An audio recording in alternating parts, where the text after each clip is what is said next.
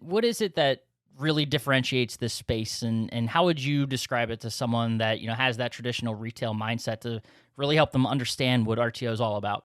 When you work in a store and you see customers fulfilling that obligation or paying it out early and taking ownership of that piece and that smile on their face when they own that product, it's fantastic. That's what rent to own does. It provides that value and that service for that customer base.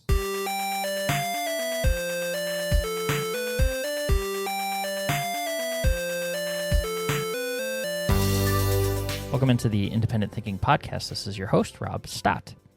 The rent-to-own space is one that's kind of always intrigued me. In talking with so many independent retailers, you realize that there's a whole other segment of this industry that, it needs to be talked about, and a lot can be learned from looking, whether you're a retailer looking at the rent-to-own space or vice versa. And who better to do that with than Nationwide's own director of Nationwide Rent Direct, Keven Dalke, a guy who's been in this space basically since leaving college and has spent several decades, walking the path of the rent-to-own business and learning a lot along the way and making connections and really taking his functional knowledge and applying it to what he's doing here at Nationwide and ensuring that all of our dealers, whether they're retailers or specifically in the rent-to-own space, have the tools and insights needed to be successful at their jobs. And always fun to pick his brain and talk to him about the differences between the rent-to-own space and traditional retail, and just see some of the things, the challenges that the RTO space faces and how they approach them maybe a little bit differently than a traditional retailer and things like that. But always just a good time, and him and I can go on for hours, it seems like, just talking about the different industries and intricacies of these spaces and of the RTO space in particular. So happy to finally get to do that in the form of an independent thinking podcast. And I think, I learned a lot, and I hope that you do too in listening to it. So let's just go ahead and dive into it. This is Keven Dalke, our director of Nationwide Rent Direct, here on the Independent Thinking Podcast.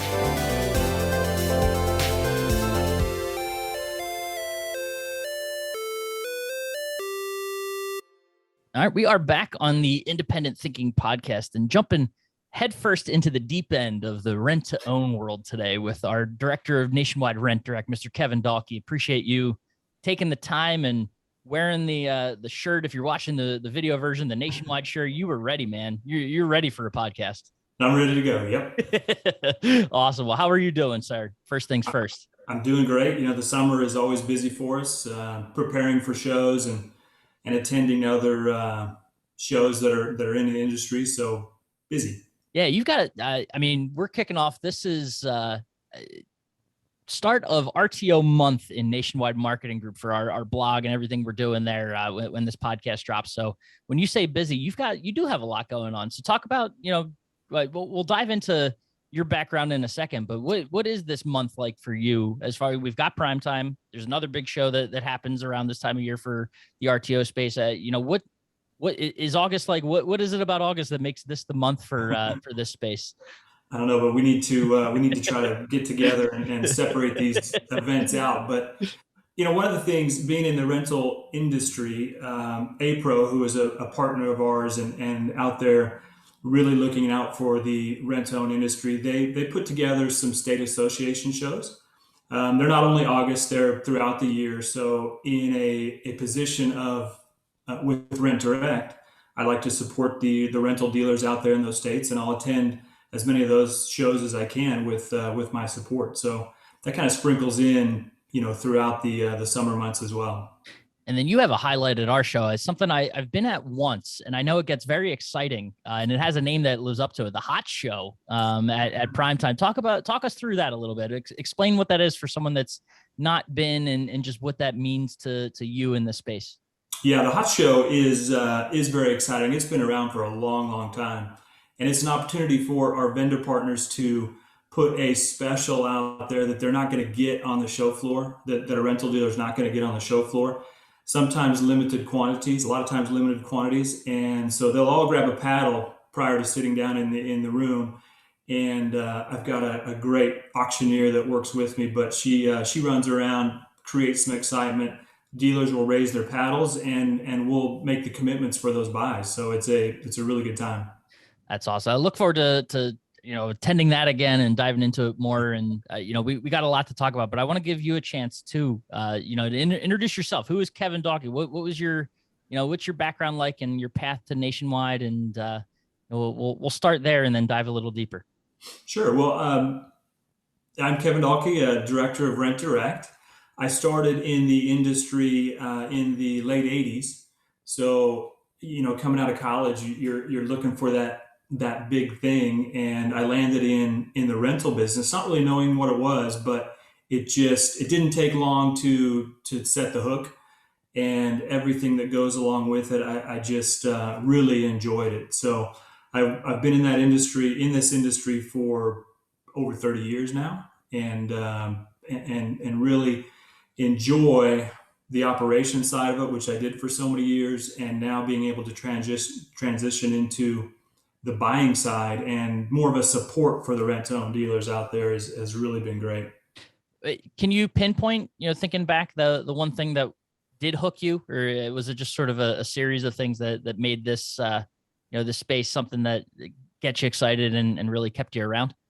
Sure, rent-to-own it's never the same day twice, I guess you say, and you could say that in retail as well. You get different customers coming in, but the stores, the operation is a 5 to 6 person operation in my history. Some dealers are certainly larger and have more people, but it's a very tight knit group. So you get to know your coworkers very well, and being in management, you coach and teach and bring those coworkers along. So that part of it is really fun to see somebody get promoted through the system, take a store in another state, another city, whatever, is really fulfilling. And then the customer base, being a rental transaction where they come in to make a payment every week, every month, over a period of 12 to 24 months, you get to know that customer, and really get to know their family and what's going on in their lives. So that part of it, both those pieces together, it really draws you in, and it's a great opportunity to enjoy work. Yeah, I want to come back to that because it's a really cool customer dynamic. But before I forget to ask, what's sort of, having that length of experience in the industry, what's sort of been the biggest change, for the RTO space that you've noticed or been witness to, since you've been involved in it? You know, I think over time I've seen a lot of acquisitions. So I think in rent-to-own industry, more than retail, dealers will retire, sell off their 10 stores or whatever, and get acquired by somebody else. So I've seen a lot of that over time, and I think maybe that's the biggest change, because you're always going from operational standards on with one company to another, making slight changes in how you operate the business, and it keeps it interesting. But that's one of the biggest changes. That's interesting, for sure. And I love the kind of the anecdote about the customers being more frequent shop, because that's Mhm. something that as a retailer, you might take for granted. The fact that you think of a traditional appliance retailer, you might not see that customer again for 7 to 10 years, I think, is the cycle, right? So Right. I mean, to be able to see them every single week, that just brings a whole different dynamic and importance, I think, to having good people in your business too, because that customer relationship, I mean, that's got to be incredibly important to the RTO dealer, as opposed to not to say the customer relationship isn't important in traditional retail, it certainly is, but it's kind of put in a different spotlight when you're an RTO dealer. Absolutely. You get, if you're talking 5 or 6 coworkers in a store, everybody's got to have a good ability to keep that relationship going. You think about a customer coming in weekly, you can either enhance that relationship each week, or it gives you more opportunity to screw it up, I guess. You have more customer interaction. So it kind of works both ways, and you got to be on your game every week.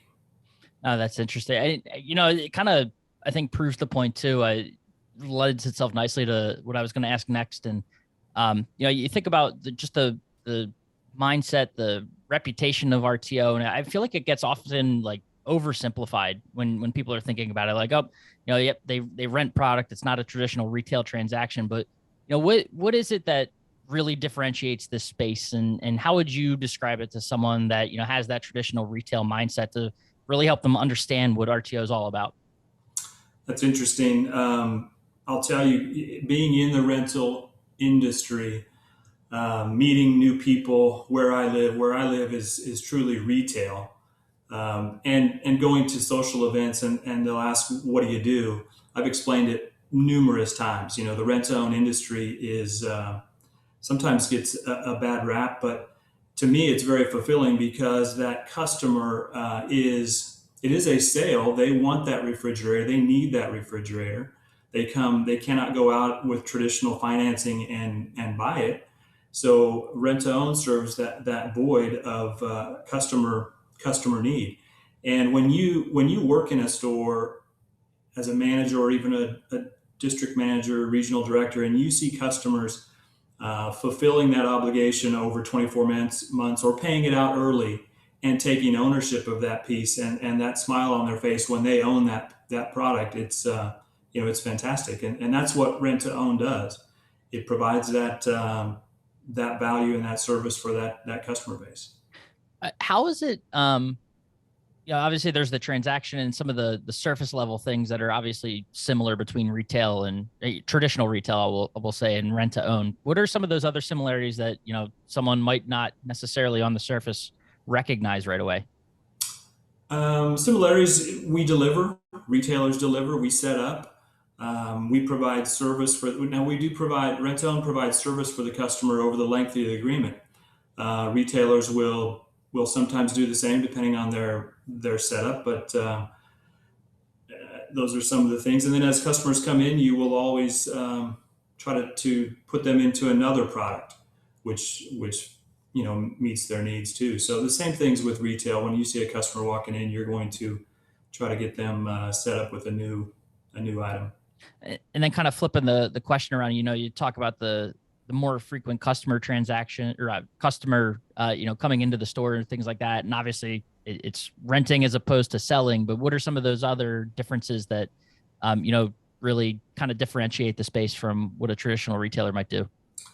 Um, I think traditional. You do look for referrals as well. One of the things that rent to own kind of hangs its hat on is that customer being happy and going out and telling their friends or their family members of the great experience. So the referral business is big in rent to own. Just grassroots recruiting for new customers and marketing for new customers. How about challenges? Does a RTO dealer face the same sort of challenges as a traditional retailer, or are there different things they have to worry about as opposed to, again, just a traditional retailer? I think when you think about inventory, the things we've gone through over the last couple of years with COVID, inventory challenges were the same for rent-to-own dealers as they were for retail dealers. If you can't get inventory, you can't get inventory. One thing that taught us, I think, in both sides of the business was that you cannot be um, so focused on one vendor partner that you just get hung up and you can't go somewhere else. I think it's taught a lot of RTO dealers that they've got to diversify and have some different vendor partners available for them. The other challenge is always the coworkers, making sure you recruit and retain your quality team, especially in rental, to keep that relationship going. I mean, when a store manager moves from one store to another, the current customers will always ask if it was a good relationship, where they went, sometimes even move to that store as a customer to move with that person. It's not necessarily the company, it's the person that runs the store. So it's an interesting dynamic for rental. Yeah, no, that's interesting. On the inventory side, you think these are appliances that, or well, not obviously it could be other product as well, but product that it goes out and comes back in. So is it how much you mentioned the inventory side and struggling to get product? Is it something that how about when that product comes back? Like what's it like to, I mean, obviously they're prepping to get it ready for another customer. So there's some refurbished side of things, I imagine, that go into Yeah. that. So is it, from the inventory side, kind of a two-pronged question. What's it like when that product comes? What's that for the retailer? What do they have to do? And then, is it as big of a challenge because they know they have product coming back in and they can kind of time it and things like that? Or Are they really truly out there looking for new product for their store or for their warehouse, I guess? Yeah, I think the one thing with the rental business is that they are in the furniture and bedding, appliances, electronics. I mean, they're in every major category in their store, so they're dealing with all those products. They will order. It's a tough balance because returns, when inventory is returned from customers, you can't predict. I mean, you have trends where you say, I might do 15 returns in a week. I can expect 15 uh, previously rented pieces to come back, but it's not always the case. Some weeks are heavier, some are less, and then they don't want that return. They don't want that product coming back. But when it does, the store coworkers are well trained to refurb. It's making sure if it's furniture that they are using the machines that they've got on hand to clean that furniture, make it look as presentable as possible, as close to new as possible, and then depending on the condition, it is put out for re-rent, and there is savings on those pieces as well. A lot of customers come looking for those previously rented pieces. Interesting. So I mean, so that's I guess one of those things you think about. A traditional retailer, when they're getting a return, it's usually a customer that's unhappy because something went wrong with the product and they want to either have it exchanged, have it fixed. Bigger appliances, obviously they want you to come out and do it, but in those instances where something's getting replaced as opposed to the lease is up in theory, and it's being returned. So how does that impact, are those products being, I guess in the RTO space, warehouse is obviously super important to these dealers and having the space to store product and things like that. What are some of those, I guess from the merchandising perspective, how different does a store look internally for an RTO dealer versus a traditional, retailer? That's a great question. The traditional rent to own store in my history was somewhere around 5, maybe 6,000 square feet. In retail, that just doesn't exist. I mean, that is super small. Right. So you divide that space up with 20% of the back room, and then the showroom is the rest. And what you will see if you walk into a traditional rent-own store is you'll walk into some really fantastic looking living rooms displayed like you'd see in retail, tables, lamps, sometimes rugs, just really that home setting to get the customer to think, how would that look in my house. You'll see bedrooms with mattresses displayed. You'll see electronics typically on a wall, a hero wall, so to speak, with 4K TVs, everything you'll see out in retail. And then appliances will tend to be back towards the back of the showroom, up against a wall with refrigeration and washers, dryers, and things like that. So just kind of a typical setting. Yeah. So when a new customer is coming in, what's I think I'm trying to think from like a customer walking into an independent retailer store, they might be looking for a product. Maybe they have something in their mind that they already know that what they want, but that interaction between a new customer and a sales floor associate at a retail store, they're trying to explain product and talk them through, maybe upsell throughout the process, things like that, get those add-ons if a sale is being made, things like that. Is it similar? Like, is the interaction between one of those RTO sales associates and that customer, are they having the same sort of conversations? Yeah, absolutely. Selling is selling. Just the end of that process is a little bit different in rent to own, where they're signing an agreement to pay over time versus a credit card or a credit application. But when a customer comes in, you're looking at that ball cap they're wearing, or simple conversation about the weather, or what you're starting to develop. You want to develop that relationship and see what really hits home. And from there, you kind of wander around and you find what product they're really focusing in on, and then you can talk about specifics about the product. And I think that's the same in retail as it is as rental. And then rent to own has add-ons as well. So if you're talking upsell, you're talking a bedroom set with a mattress, you're talking a TV with a sound bar. All those things play in rental as well.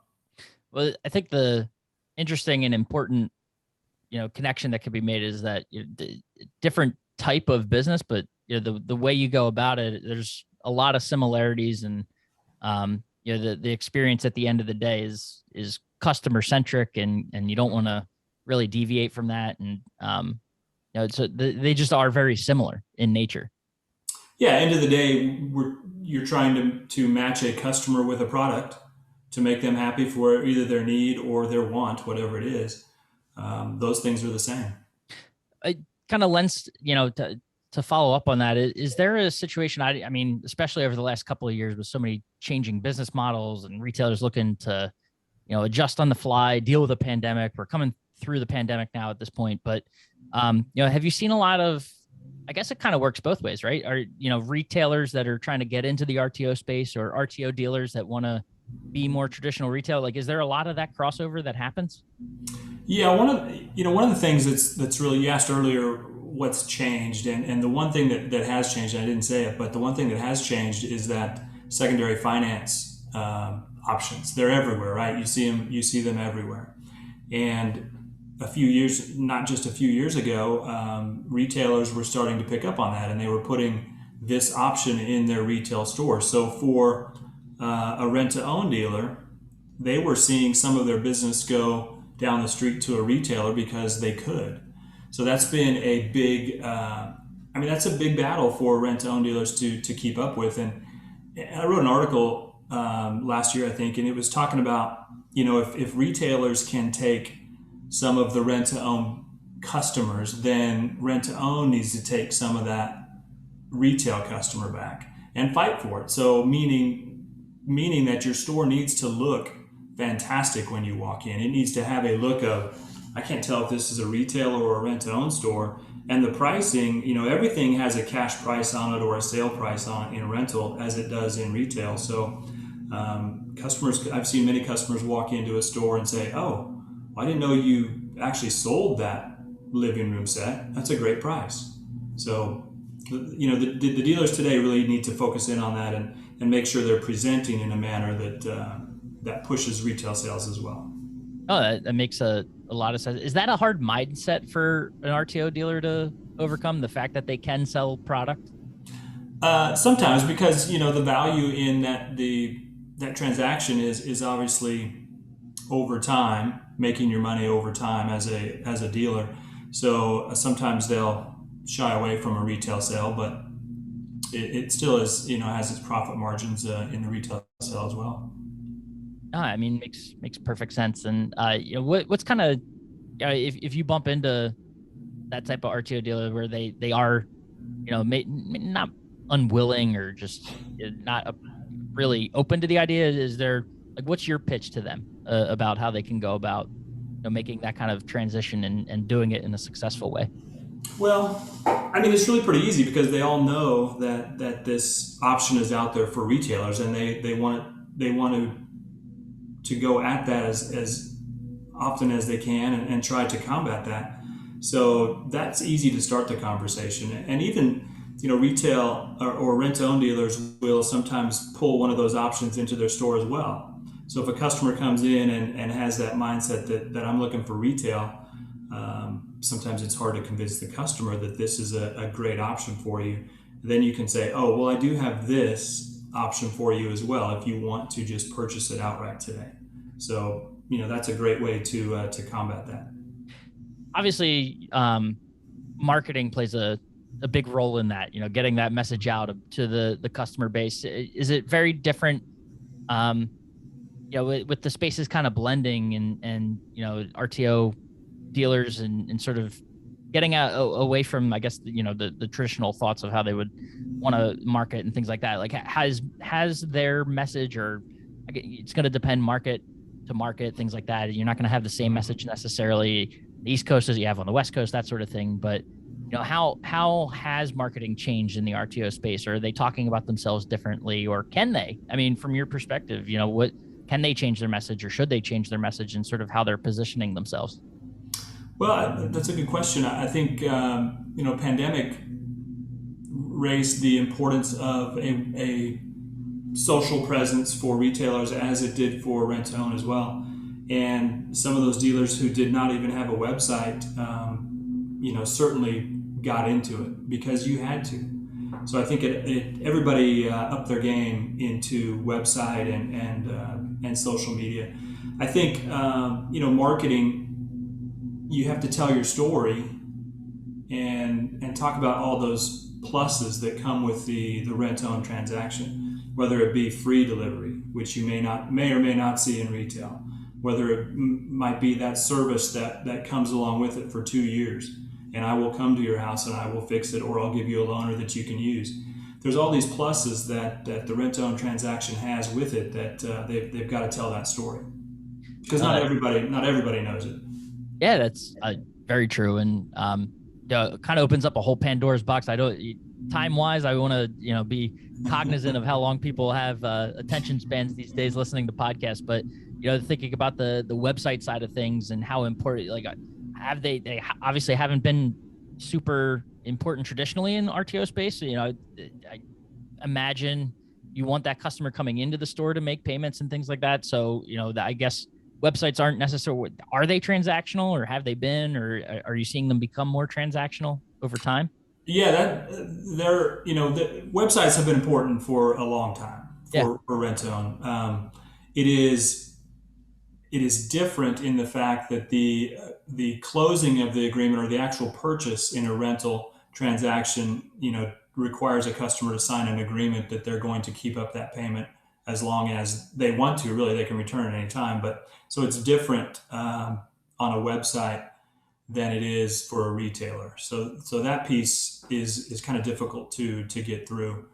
But showcasing accurate products, the things that you carry day to day, and maybe keeping up with inventory levels on your website to say that piece is no longer there, you take it down, and things like that need to be done in the rental industry as well. Yeah, important should have been a wrong term. It's more not that it's as far as the end result and how a customer goes about working with the RTO dealer, but the strategy and use of that website obviously still has a lot of meaning to an RTO dealer, and so, but it's just Right. a different way of thinking about it as opposed to a traditional retailer that'll have a shopping cart on their website and be able to complete a purchase or something along those lines, as opposed to showing what's available and really, as the RTO dealer, you're using that site to drive that traffic into your store, as opposed, which traditional retailers want to as well. They obviously want you into the store so they can upsell you and get those attachments and get that experience and hook the customer and guarantee the sale. But just a different way of thinking about those sort of things. Yeah, absolutely. And again, the final transaction with the payment is definitely a challenge in rent-own to make that happen through a website. Yeah. So cool. Well, Mr. Dalke, like I said, we could go on for hours. I think it's just a really interesting space, and I appreciate you taking the time with us today and kicking off our RTO month here on Independent Thinking, and look forward to catching up in Orlando soon enough before we know it. And until then, safe travels to you, and enjoy your time globetrotting around and covering the RTO space for us. Thanks, Rob. Appreciate it.